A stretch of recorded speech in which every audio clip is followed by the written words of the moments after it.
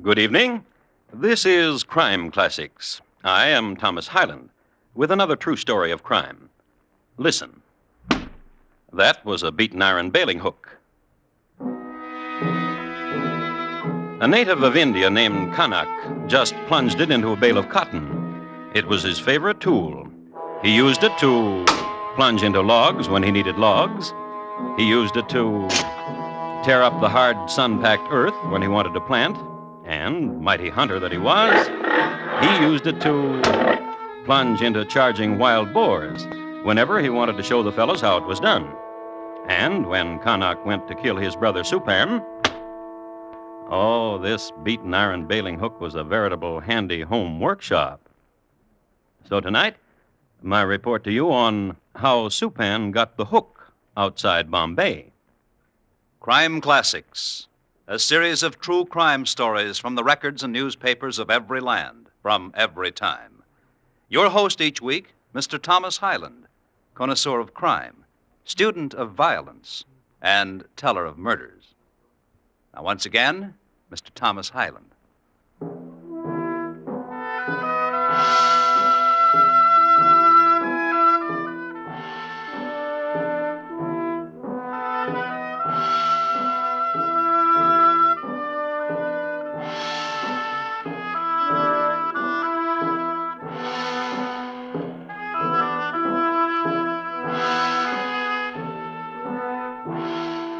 I would like to address a few pertinent remarks to those of you who may never have been in South Konkan province, India. It lies athwart the Western Ghats and the Arabian Sea. In 1856, the time that concerns us, the province claimed many more vultures than it does now. It was a place of contrasts, of beggars and marble temples, of havildars and pakasabs, of monsoon and searing sun, barren fields, jackals, pomegranates, cobra, Englishmen, fakirs, and veiled maidens, and life and death. Now, there lived in this section of the country two brothers, whose names were Kanak and Supan.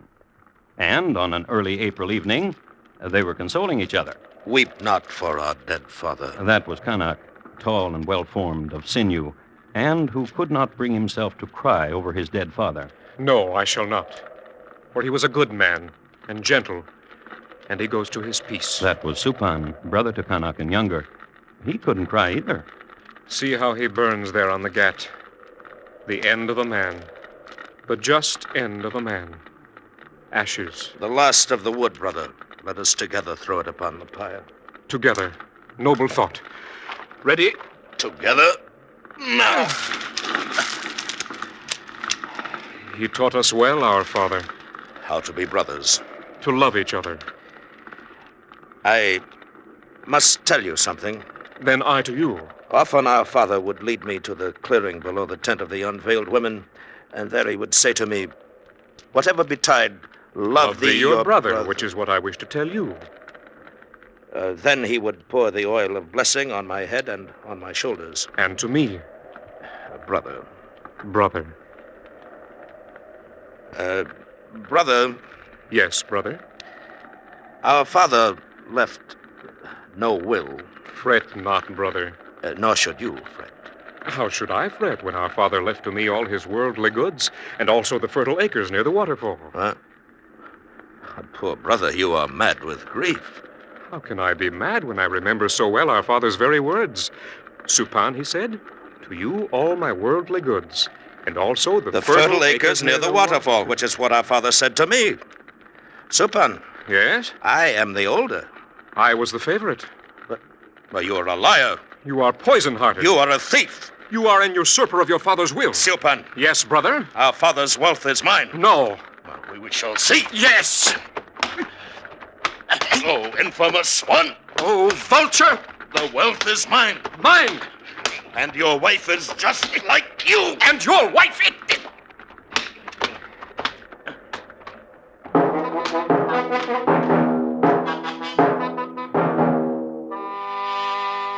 People who were cremating dear ones this evening were diverted by two fighting brothers. It was a macabre scene. Violence and a field of burning bodies. hate being shouted, names bandied about concerning each other and their wives, and so on for another hour. Then, bloodied and singed, they were separated, not by onlookers and not by mourners, but by their wives who had been told of what was going on. Come, Kanak. Do not fight with your brother. Not with your brother, Supan. Come, let us go home. And they went. And in the tent of Supan, while washing wounds, I watched. For some time before I came to you, I watched how you fought. And the dancing shadows the flames made on your body were lovely to see. Lono. Wife. But close to you now. The bruises on you, which should heal them quickly. Lono. What of him, husband? My brother? Yes. He says my father's wealth is his. And did he tell you the other thing? What? How he covets me? Foolish. I am not one to attract? No? No. But the names he called you this night. He has guile. You tell me the truth? As long as he lives, he will covet me. He has said things to me of my hair and my ankles in such a way. He should be dead.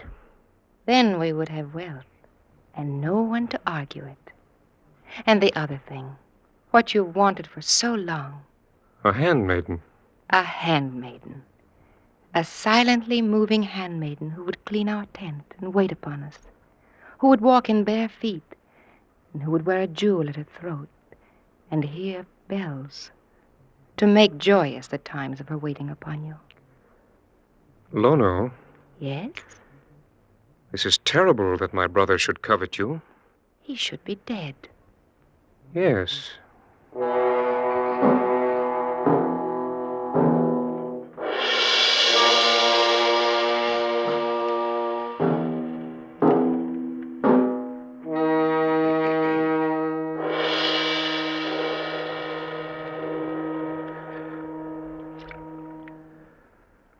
It is very logical, Kanak. Careful how you bathe my shoulder. The pain will pass. But what has happened tonight cannot.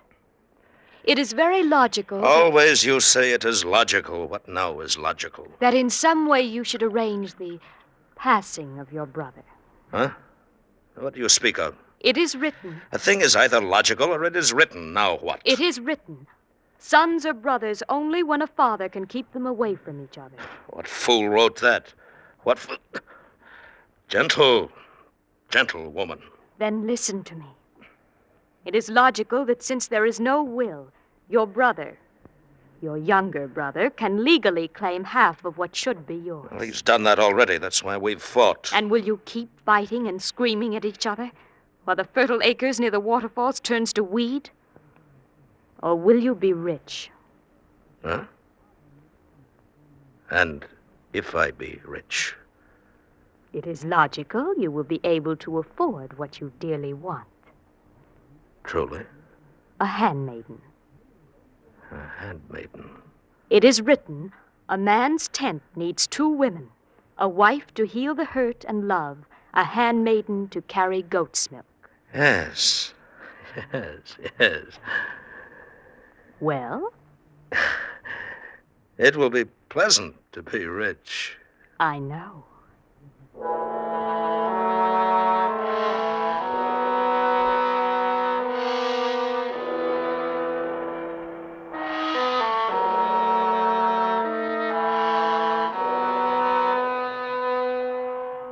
You must admit both brothers had a pretty busy day.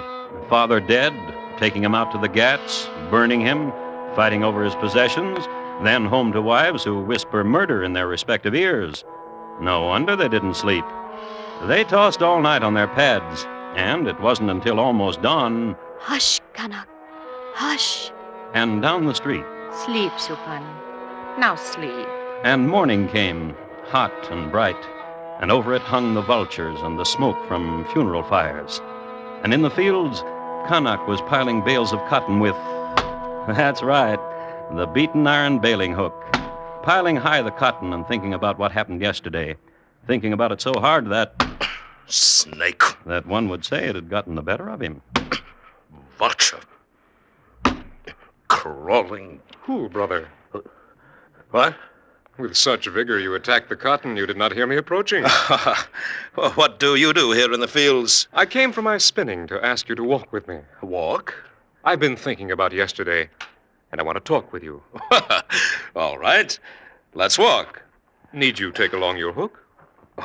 Well, in case a wild boar attacks. 6 months have passed and there have been no boars. Leave your hook, brother. Oh, very well, brother. Let us walk. Toward the waterfall. Good. Brother, Yes. we should not quarrel. No. We are brothers, Yes. and these fertile acres should belong to both of us. Indeed. It would be wisdom. Hey, do you speak in truth?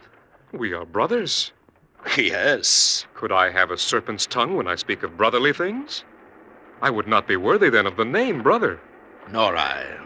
Let us walk then with arms about the shoulders as brothers do. Yes. Young brother. Old brother and dear to me. Our father must be proud seeing us now. Yes. Brother, Yes. look at the waterfall. Our esteemed waterfall. See how its spray makes a rainbow and... Kanak. Brother, Yes. let us contemplate the rainbow-making waterfall. I want to. You stand here. Oh, where will you stand? Here. Near... The edge where I can watch you be washed by the river and be carried to the sea.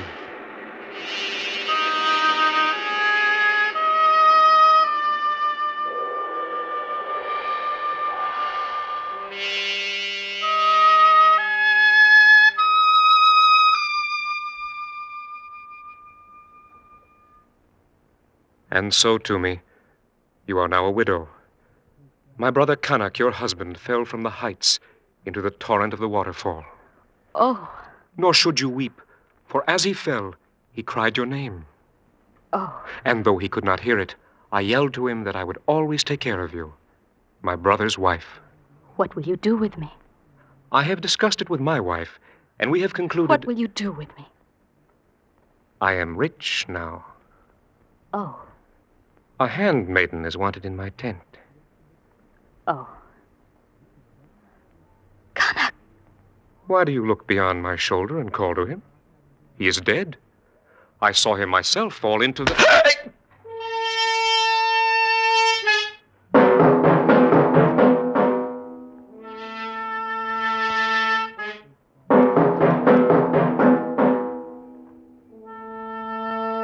It was Kanak, all right. Beaten iron bailing hook in hand. A rather wet Kanak, but certainly not a drowned one. Not a dead one. But his brother was dead. This is known as turning the tables.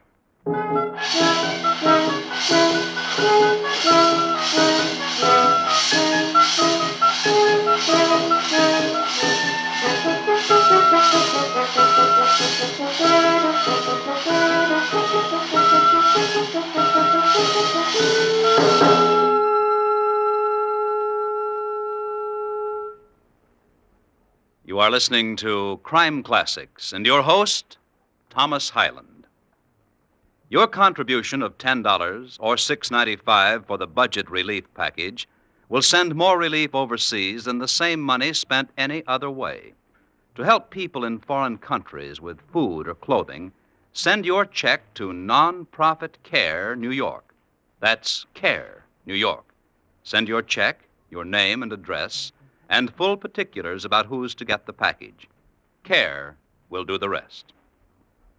And now, once again, Thomas Hyland and the second act of Crime Classics, and his report to you on how Supan got the hook outside Bombay.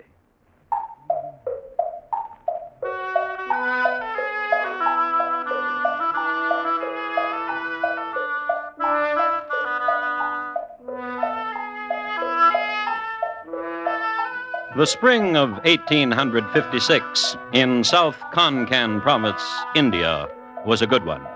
The season was fair for the cotton and the butternut. The grain was gold almost to the sea, and the hives were overflowing. And it was this spring, you'll remember, when Lady May Smallwood appeared briefly on the pages of history to make her mark in Indian affairs, only to disappear with her secrets up the Khyber Pass with a wave and a smile never to be heard of again. And it was this spring when Connacht bludgeoned his brother to death with a hook. Now, Connacht was no fool, for, as he told his wife, If the authorities find out, they'll hang me. Then see to it that they don't. good advice. And Connacht was a man who heeded good advice. So, within an hour after he'd committed murder, he presented himself to the mayor, Have you paid your taxes, Connacht? which was always the mayor's opening gambit, for collecting taxes was the mayor's chief duty, and to this particular mayor, duty was an obsession. Good. What brings you to me? Yesterday, my father died. I know. I will inherit. You will inherit. And your brother? Today, my brother died. Oh, He knelt in the field, and a tiger sprang upon him. a tiger. A tiger. I have heard that tigers do spring upon those who kneel in fields when tigers are about, and who are hungry or who have become frightened. A huge tiger with great talons and foam-flecked muzzle. An angry tiger. What angered him? Who knows the way of tigers? Who indeed? We were speaking, my brother and I, and my brother knelt to pick a pebble that had lodged in his sandal. Which frightened the near-passing tiger. The huge near-passing tiger. And made the beast angry. Caused him to make terrible roar. And spring. And with one blow, nearly sever my brother's head. And so killed him. Bow not down your head, Connacht. Lift it up, and tell to me of the fertile acres by the waterfall. They are mine. So many acres. Some people may doubt my story of how my brother died. I have heard so fertile are your acres that one need but throw the seed upon the earth, and it flourishes and brings riches. Some may say like this, we saw no tiger, we heard no tiger. Then they would be wrong, for I heard a tiger. How perceptive you are. And saw him, carrying your brother between his jaws. A huge tiger. Oh, do not recall the hugeness of him. I tremble. For the fright I caused you, a gift. The quarter section south from the stream. Did I pluck the words from you? Wise mayor.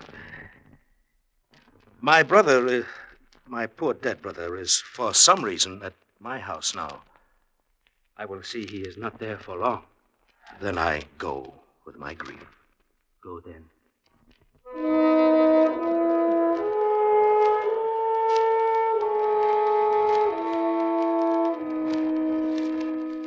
For the good of the village, according to the mayor in later testimony, that's the only reason why he'd made such an arrangement. For, should word drip down to the authorities that foul play was suspected, the whole village would have been packed up and moved to Bombay and held for questioning, which is the way things worked in those days. The animals would have been untended, the fields unwatered and seared by the sun, and who would look after the shops? In effect, the questioning over, the village would hardly be worth coming back to. With this in mind, I made the foregoing arrangement with Connacht. But why did you accept a bribe of the quarter section south of the stream? For the good of Connacht, so that he would have a quarter less to worry about. Didn't you suspect that he might have murdered his brother? Let he who suspects others suspect himself. For so it is written.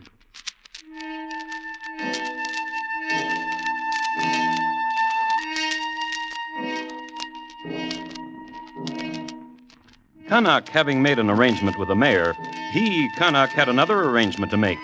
He went to the home of his brother to seek out Lono, his brother's wife. She wasn't there. So he followed the smallest footprints in the warm dust. And eventually... I did not mean to startle you, sister-in-law. The way you swooped upon me. I didn't swoop. As I wash my hair in the stream. Do it. What? Your hair in the small current of the stream. Why? Beautiful. If your brother Supan heard you speak so to me. He cannot. To speak to me so, to say I'm beautiful. Do you think me beautiful? I can say so now, and your husband will not hear. How can you be sure? He is dead. Oh, A huge and hungry tiger sprang upon him. a tiger. Ask the mayor. And if I did, what would he say? That a huge and hungry tiger sprang upon your husband and killed him? Connor, Yes. what will become of me? Poor widow. What will become of me? Now that I am rich, my tent needs a handmaiden. Oh, I have discussed it with Chumi, and she has said a handmaiden is needed. it is written, a man's tent needs two. I know. Handmaiden. Yes.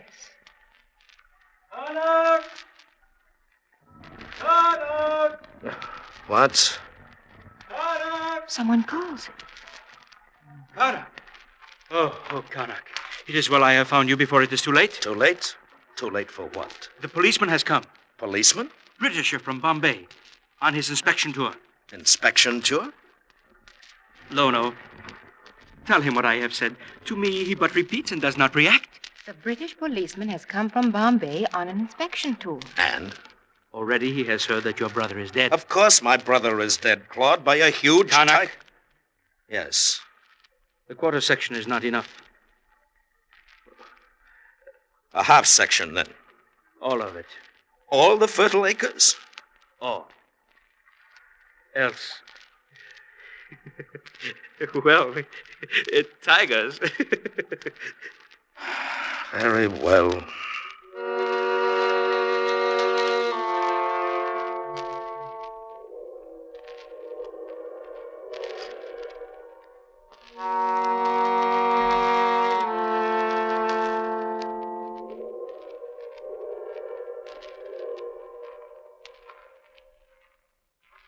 What you say is quite true, Mayor. As you will see, it was a tiger. Claw. Oh, pity. Pity. A chap who doesn't know any better but to turn his back on a tiger. How big did you say? Oh, my. The broken grass here is the path of the tiger as he carried the poor man to the clearing. Quite. Who knows about tigers? Oh, I do. Who knows about tigers indeed? I said, I did, old chap. Oh? Oh, yes, quite a studier of tigers. I am habitat, manners, etc. Oh, yes. What brings you to our village, Major? Passing through, old boy, just passing through. Now, what is it you wanted to know about tigers, old chap? Will you be coming back next month? Steady beggars, tigers. Major? Desert their mates when the cubs come. They're good swimmers, though. Major? It hardly ever attacks a human unless it's an old fellow. This tiger you saw must have been an old beggar. But huge. Oh, and here he is, Major. Supan, the man who was struck down by... Pity. Pity. You see here the force of the tiger's blow, the depth... Pity. Well... Yes? You make your arrangements, old boy. I've seen enough. We will mourn Supan as he burns on the Ghats tonight. Yeah, I'm sure of it. Let us go back to the village then, and we will have some tea. I'll have some.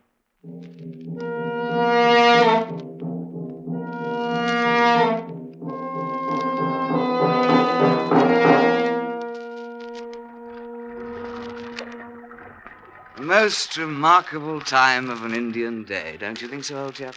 Yes, I do. Yeah. Paddling into it like this.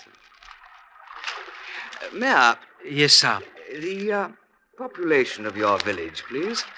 312. Mayor, Yes?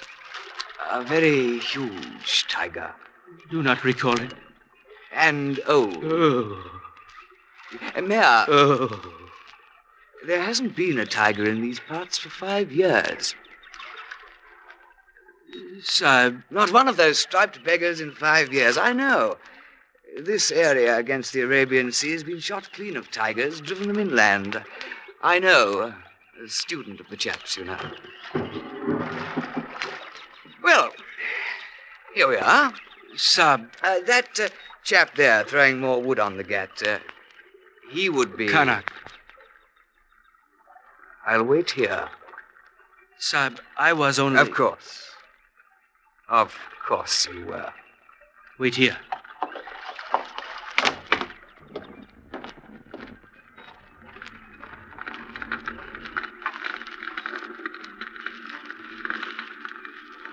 Karak.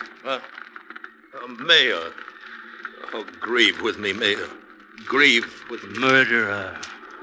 What? Murderer. Well, what of our arrangement? You struck your brother down with a bailing hook. But our arrangement? Murderer.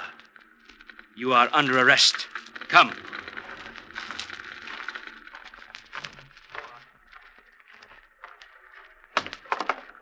Get in. Here he is, Sab. That tiger thing, ridiculous, you know. There hasn't been one in these parts for 5 years. Went inland. Sorry, old boy.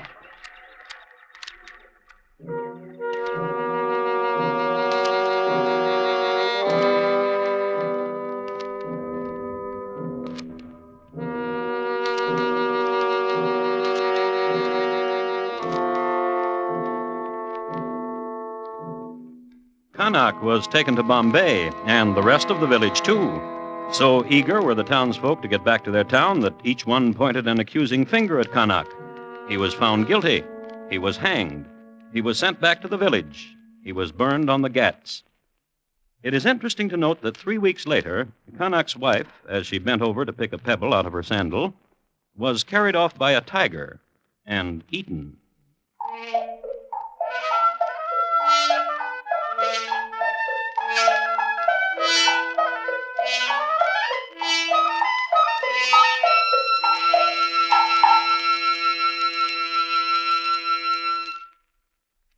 In just a moment, Thomas Hyland will tell you about next week's crime classic. Supan, tonight's crime classic, was adapted from the original court reports and newspaper accounts by Morton Fine and David Friedkin. The music was composed by Bernard Herrmann and conducted by Wilbur Hatch. And the program is produced and directed by Elliott Lewis. Thomas Hyland is portrayed on radio by Lou Merrill. In tonight's story, William Conrad was heard as Kanak, Byron Kane as Supan, Lillian Baeff as Lono, Jack Crucian as the mayor, Julie Bennett as Toomey, and Alistair Duncan as Major Ellison. Bob Lamont speaking. Here again is Thomas Hyland. We would like to thank the editors of TV Radio Life for judging Crime Classics, the finest radio crime series of 1953. Next week, Edinburgh in the year 1857. My report to you will be about a young lady who purchased enormous amounts of arsenic and an attractive gentleman who died of stomach cramps. It's listed in my files as Madeline Smith, maid or murderess. Which? Thank you. Good night. This Friday marks Arthur Godfrey's 20th anniversary on CBS Radio. And just as sure as you're born, you've got 2 chances to celebrate the big birthday with Arthur and all the little G's. During the day on their 90-minute Mirthathon, and at night on Arthur Godfrey's Digest. Yes, this Friday, it's the 20th anniversary of a great entertainer at the Star's address, Arthur Godfrey.